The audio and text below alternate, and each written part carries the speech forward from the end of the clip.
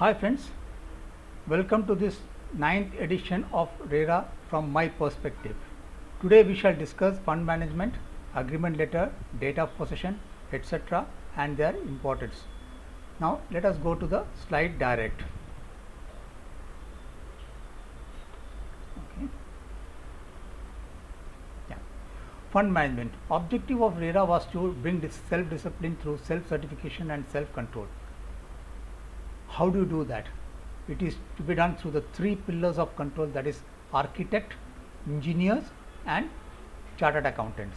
These are the three pillars. Builders were told to appoint them, those who do not have it.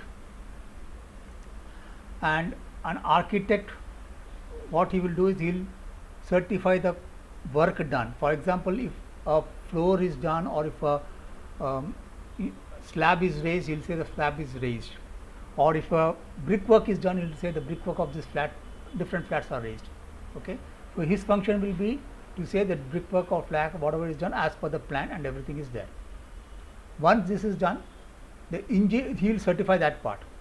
Then the engineer, he will take over. Then he will say for this work, for each flat, this is the amount of brick, this is the amount of sand, this is the amount of whatever else, cement, etc. and the labor involved. Now he will certify that, and then a third person called chartered accountant, he will come, he will value all this work done, whatever amount of cement or sand or brick has been used for walls, in case of plumbing the pipelines, etc. and whatever the labor, everything he will value, he will give his certificate. So these three people will give their certificates, and that will be given to the bank through the builder. Okay, based that only the builder can withdraw the money. Now when an individual is giving a money, entire money, let's say you have given one installment full, 100% will go to the bank. Out of 100%, as per the act, now you have to go as per the act, 30% can be withdrawn for sales and distribution, marketing, salaries, and advertisement, brochures, etc. and also profit. This he can withdraw immediately. Balance 70% has to be kept in the bank itself, and when these three certificates comes in, this is the chartered accountant's value, the bank will release the fund to the builder. Now let us assume for a moment that you are giving, as an example, that you are giving 100 rupees, you are giving it to the bank. Okay, 30 rupees you can withdraw immediately, that is 30% for the functions I told you, sales, marketing, advertisements, etc. and salaries, etc. and its profit. Now when the architect certifies and then the engineer certifies and when the chartered accountant certifies the value, and let's say the chartered accountant certifies the value as 55, so bank will release only 55. Earlier they have released 30%, that is 30 rupees, balance is 70 rupees, but since the chartered accountant certified 55, they will give only 55 rupees to the builder. This control the bank has to exercise. See the quantum change, your money is saved only after the work is done, your money is withdrawn, and that too under a certificate. That is how it all works nowadays. Now what has happened is each of these three people have been made responsible. If there is anything wrong, then these three people can be caught. That is the architect, engineer and the chartered accountant. And if something wrong is seen, fraud is seen, then their licenses can, then RERA will take up the cases with the respective institutes from where they have passed and they have got the certificate, like Institute of Chartered Accountants of India or Institute of Engineers or Architects Institutes, and they will have their licenses cancelled. So now these people have become a little wary. Earlier they were not bothered because it was all the builder's account. Builders say I will not know because it's done by the architect and all. So now blame game cannot happen. So each have been given the responsibility who will be responsible for the what. So this is a very big check that has come in. Okay. And if let's say architect resigns and RERA comes to know, then they'll ask what is the reason, and if it is a serious case, then they'll get into they'll start checking everything. So there is sort of a compliance, a sort of commitment, a sort of seriousness, everything has come into this place. A control has been established, I would say. Now another point of fund management is, earlier the builders used to take any amount, 10%, 20%, 30%, 40%, even 50, 60%, they used to take the money,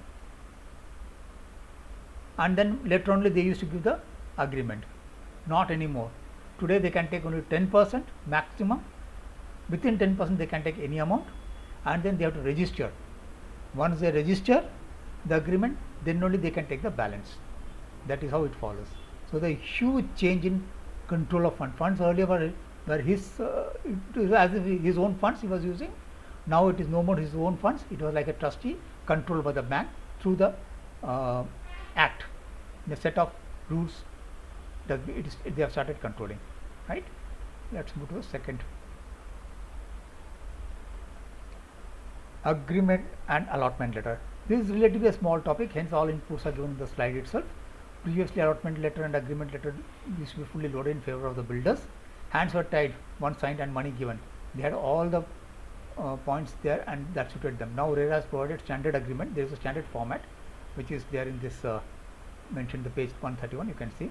So anybody can go through that, and more or less mostly it is to be followed by that. Most of the statements have to be followed from there. Okay, so there is no more scope for manipulation, and people can't play with words. Example, earlier they used to say possession date as far as possible. That as far as possible is, I have said as far as possible, so whenever I want I can give.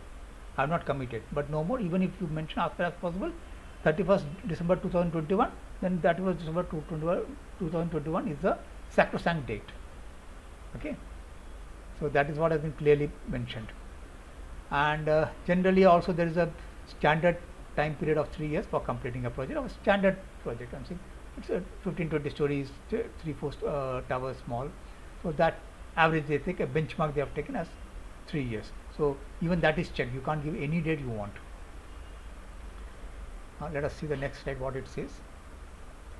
Okay, date of possession. Date of possession is important in agreement, and date of completion on site are mentioned. See, both dates could be different. One is a commitment, second one is the whole project, including amenities and other buildings also.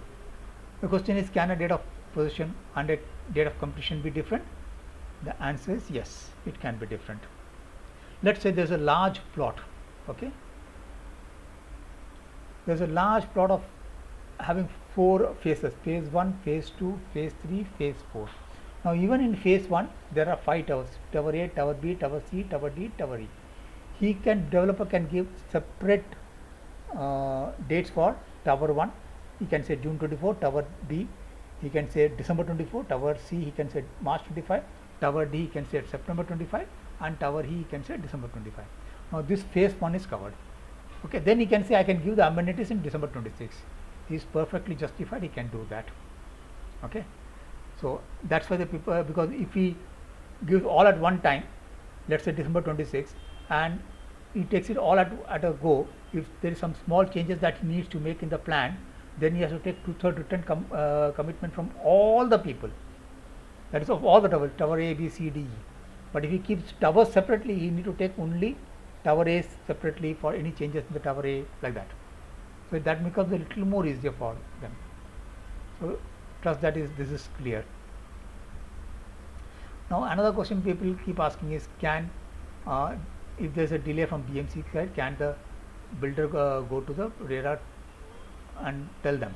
Yes, of course he can go to the RERA, and RERA actually told them, Mr. Gautam Chatterjee of RERA has actually told that if you have a problem with BMC and they are not releasing your clearance or approvals, etc., and if your genuine case it's being held up for a long time, you come to me. Instead of delaying the project, you come to me and I'll ask them, because I am a court. So that is also possible. Okay friends, we saw how the finances of the developers are brought under control in this video. Earlier it was not so. That is the change that has happened. Now your money is at least to the extent of 70% certainly safe. With this I conclude today's video. Okay, so we have earlier touched on many areas. In the next video I shall talk about the unit of measurement, society formation, conveyance, appeal, and what is your right when there is a non-compliance by the builder, and what you should keep in mind. Okay, so please leave a comment if you have liked it, and please do subscribe for it by pressing the bell icon, and please also circulate among friends, so let people know about this, what is happening, and let them be educated on the front. Thank you so much. See you in the next video.